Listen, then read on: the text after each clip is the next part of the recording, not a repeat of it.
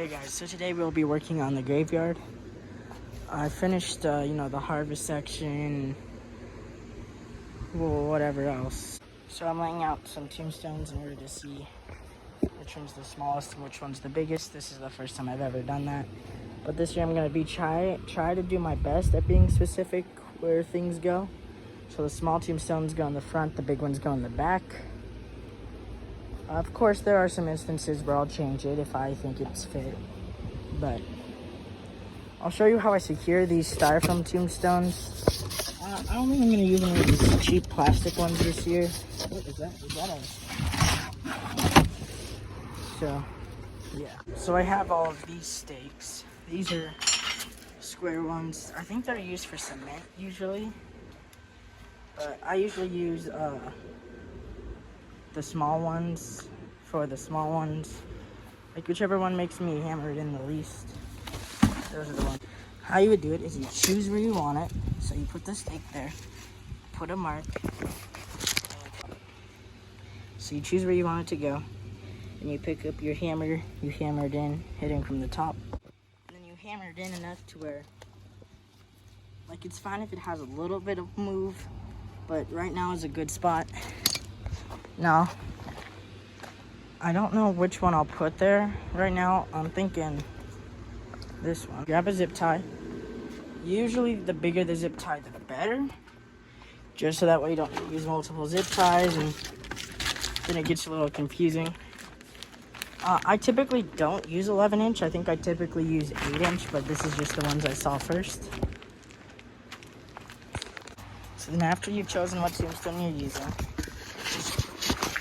you put it up against the stake. I guess I put it in a little too low this time.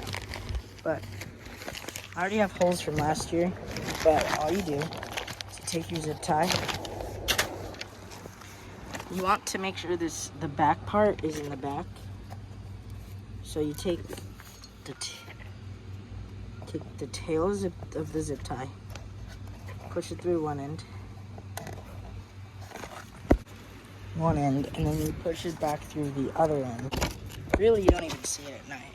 Also make sure that the black, like the box of the zip tie, is towards the middle of the stake, and then you tie it as tight as you can, just like that. The only way it'll move is if you knock out the stake or it's windy and it breaks the styrofoam.